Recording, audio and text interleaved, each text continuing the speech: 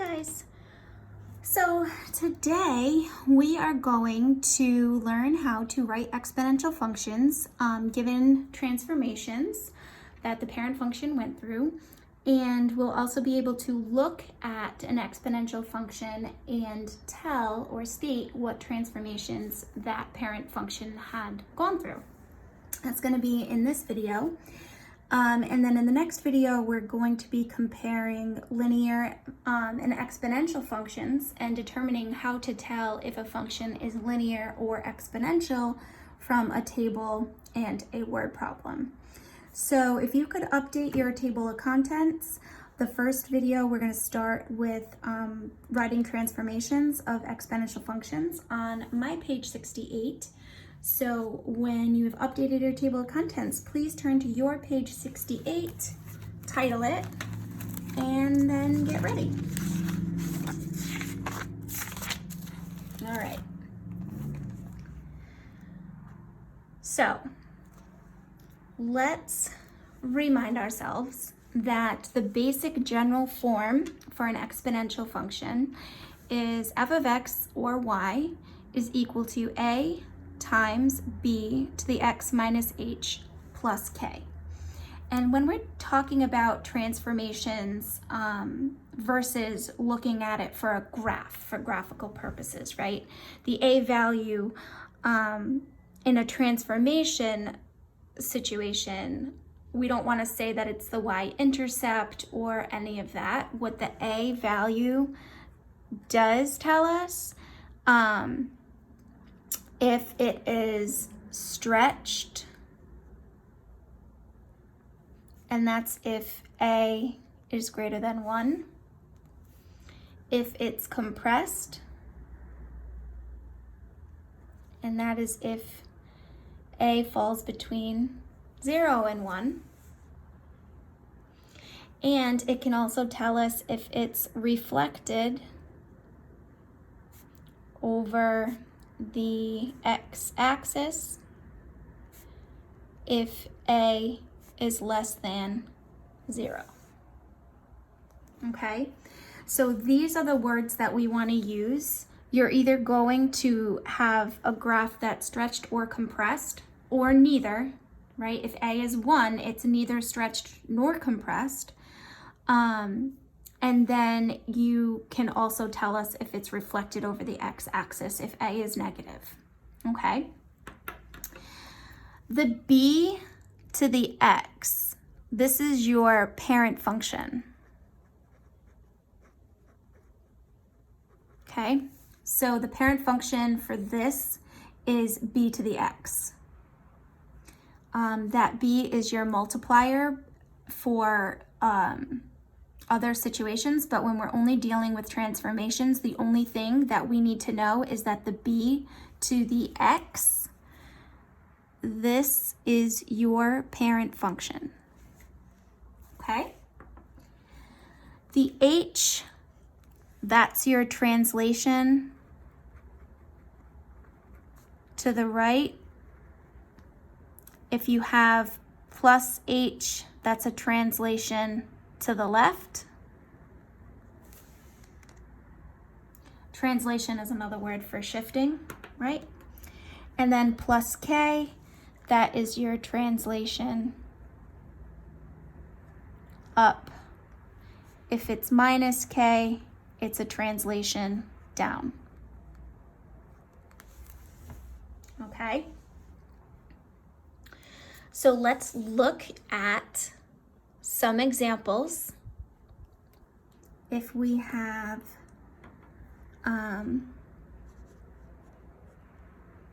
let's look at example 1. Let's say we have f of x equals negative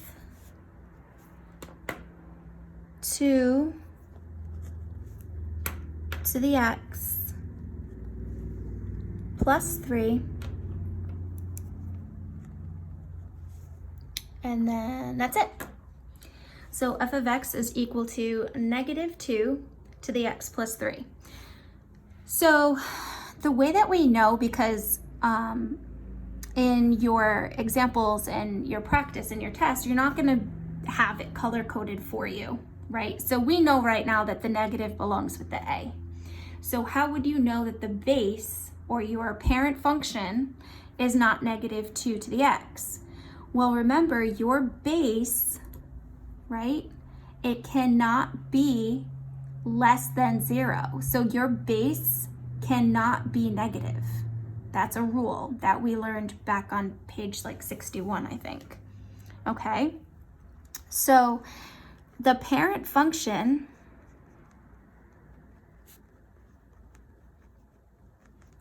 would be, let's call it g of x, because f of x, we can't say f of x is equal to 2 to the x if f of x is equal to negative 2 to the x plus 3. So let's call the parent function g of x. You can call it anything, h of x, t of x, v of x, whatever. So g of x is equal to 2 to the x. That's your parent function. Okay? Everything else that's happening is a transformation. So let's look at the transformations.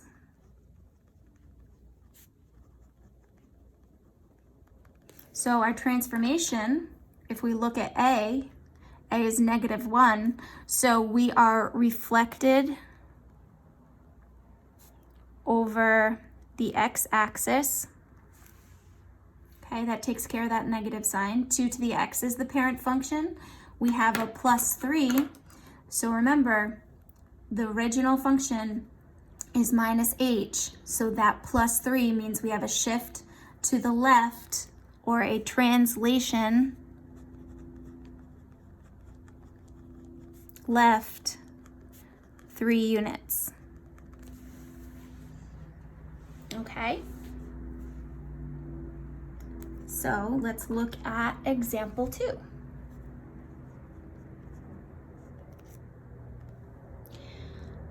Let's say we have f of x is equal to 4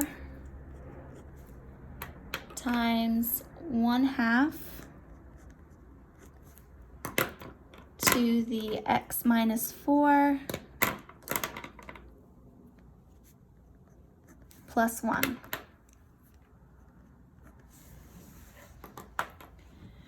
All right, so let's identify that parent function. And remember, we said anything b to the x, that's your parent function.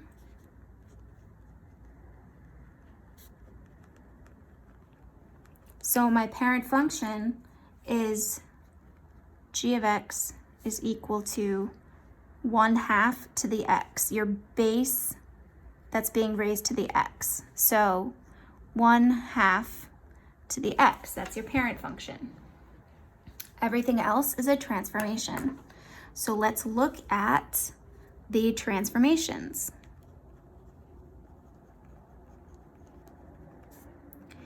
So this a value here is 4, and so that means a is greater than 1, so it is stretched. So we have stretched by a factor of 4. And then we have minus 4. So that's a translation to the right. So translated 4 units right. And then we have plus 1. So that's translated 4 units right, and so I shouldn't have that. And 1 unit up. Okay? So we have our parent function, g of x is equal to 1/2 to the x, right there. Then we go in and we look at our transformations. What does this multiplied by 4 do? It stretches it. It means it goes up a lot faster. By a factor of 4, we translated 4 units to the right and 1 unit up. Okay? So for examples 3 and 4, we're going to be given transformations, and then we're going to create the function. Okay? So example 3, we're going to write the function f of x when the parent function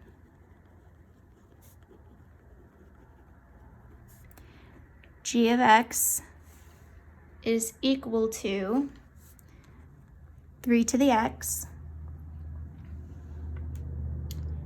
is reflected over the x-axis, stretched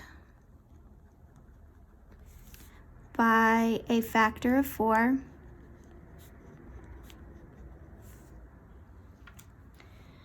translated 1 unit right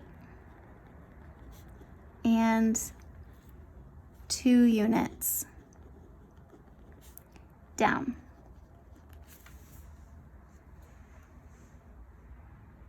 Okay, so let's look at what we're given. We are given that the parent function is 3 to the x. So I know that my base, my b, is 3,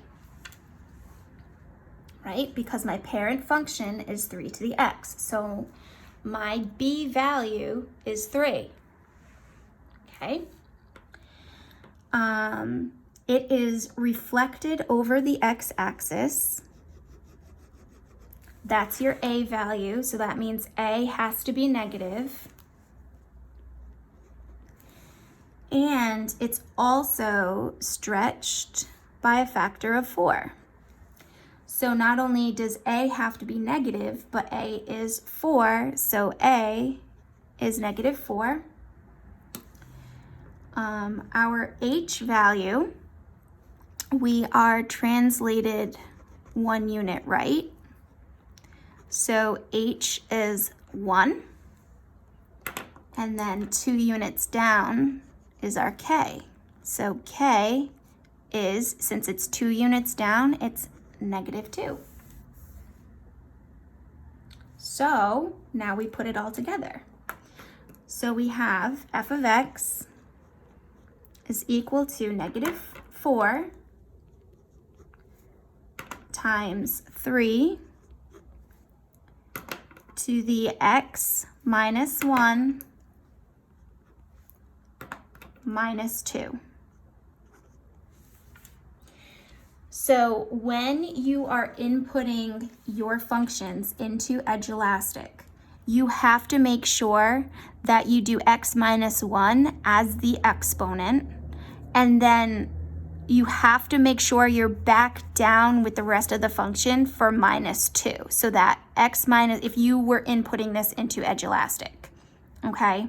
So you have to make sure that the horizontal shifting goes with the exponent.